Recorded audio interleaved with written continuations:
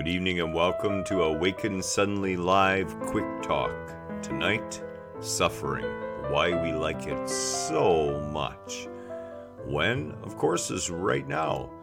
And you are live here on the Awaken the World group page, or you're seeing it on YouTube or somewhere else. Anywhere you see it, the time is right now, and the timing is perfect, and it is meant for you. That is the beauty of our existence. Total synchronicity all the time.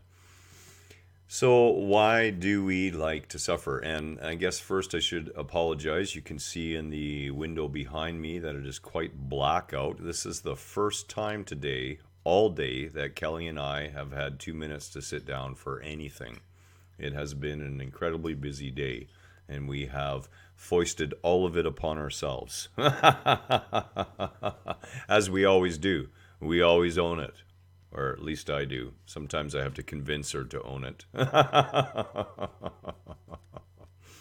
So, suffering. What is it about suffering and why do we like it so much? Eckhart Tolle said that we will continue to suffer until we choose to no longer suffer. And that is something that has been, that's not new news. The Bhagavad Gita says exactly the same thing some 7,000+ years ago. The point is this. Our suffering has nothing to do with reality and everything to do with our perception of our existence. And you can't escape it. You just cannot escape it. Every time that you say, well, things should have been another way, or, it didn't work out the way I wanted it to. I mean, these things really are an indication that you don't understand your existence. Because everything in your existence is working out exactly the way it's supposed to. And everything that you truly need for your journey here has already been provided before you've even asked, what could you possibly want? I see Karen is here this evening. Hello, Karen.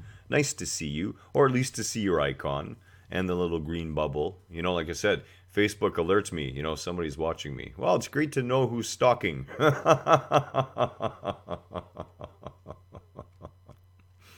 prefer that, Karen is sharing time with us, via video, whatever the case may be. So here's the thing about suffering. We continue to suffer until we no longer want to suffer, and then we do something about it. What is it? It is our perceptions. Now, this is a hard one for a lot of people, okay? Because believe it or not, every single thing that's happening on the planet is happening with purpose, is happening as synchronistically beyond what you could imagine as far as synchronistic goes. And it is good to see you too. And yeah, Kelly's here. She doesn't really like to step into the camera, and right now she's busy stuffing her face with yogurt and granola.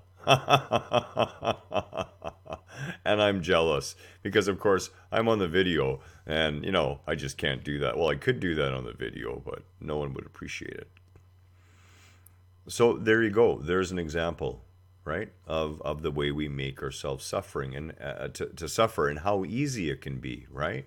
Well, Kelly has yogurt and granola, and I don't. I should have yogurt and granola. Boo-hoo. The suffering begins. Now, that seems really oversimplified at first, but the problem is this. We incorporate those things that we believe are causing us suffering right into our personality. We make it part of ourselves. And that's the reason why we like to suffer, because we've wrapped our identity up in the suffering. And we had a group member over to our home this evening, and it's always wonderful when group members are able to come by our house. And, I had said to the group member that the suffering is because of the way that you're viewing the world around you. And the suffering is so much part of your identity. And in this case, part of it was the victim mentality. And this is especially prevalent in women because a lot of women have been victims. They've been victims of male domination, of male abuse, of abuse when they were young in various father figures. And I see Anna's here. Good evening, Anna. Nice to see you. Well, at least your icon. It's not fair. You all get to see me, and I don't get to see you guys. Well, really, maybe, for your sake.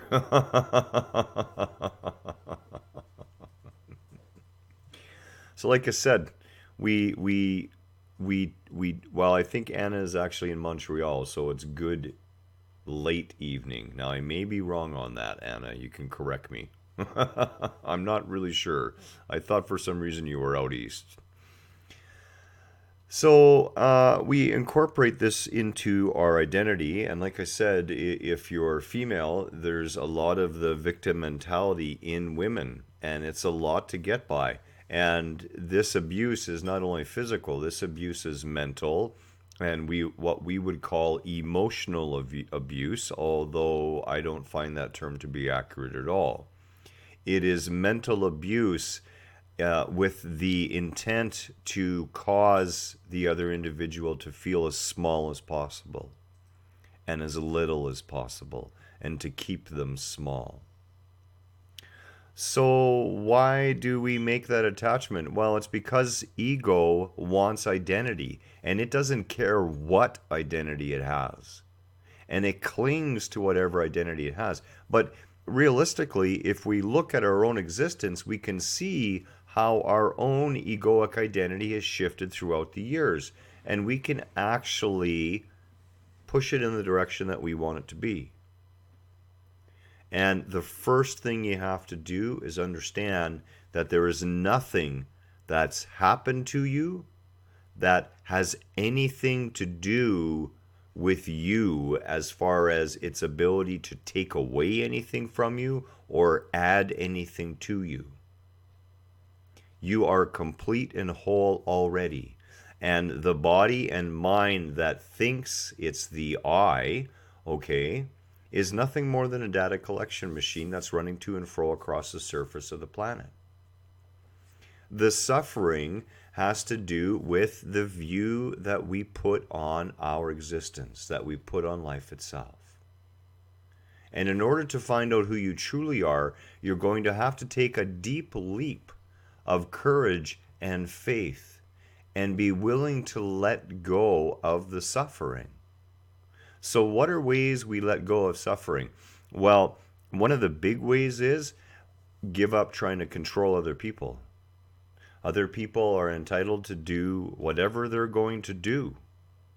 Now, if what they're doing is causing harm or interfering with what you have to do, there of course are ways to approach this, but you cannot place it upon the individual. They, in their state of unconscious, when we were driving today, and the number of totally unaware, unconscious drivers, I finally had to chuckle about it, because if anyone doesn't believe in miracles, simply drive on the highways these days, or in the city. Miracles are happening all the time.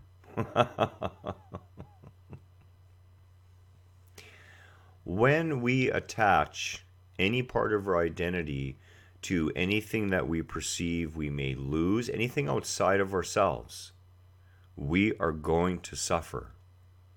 It is built in, and that suffering is built into the system to show you that you're going in the wrong direction. So as long as you still feel you're suffering in your existence, it's because you're looking outside of yourself for something that's never going to be there. You have to listen to me on this one. Look me right in the eyes, like I could tell. You will continue to suffer as long as you push up against your existence, as long as you look outside of yourself for fulfillment. Now, that doesn't mean you won't experience things that are fulfilling. What it does mean, however, is you will not be attached to those things. And because you're not attached to them, you will not be worrying or thinking about when they're not going to be there. And that will allow you to experience what is in your existence fully, in full present moment awareness, with no fears clouding and changing the taste of your experience because you're living in fear of it not being there one day. That's it, that's all. I hope this helps. Much love to you all this Friday night. And again, forgive us, we had just a really busy day today. And this is the first time we could honestly find some time to get on. And we do miss you all when we don't get to see you. Take care. Again, all our love.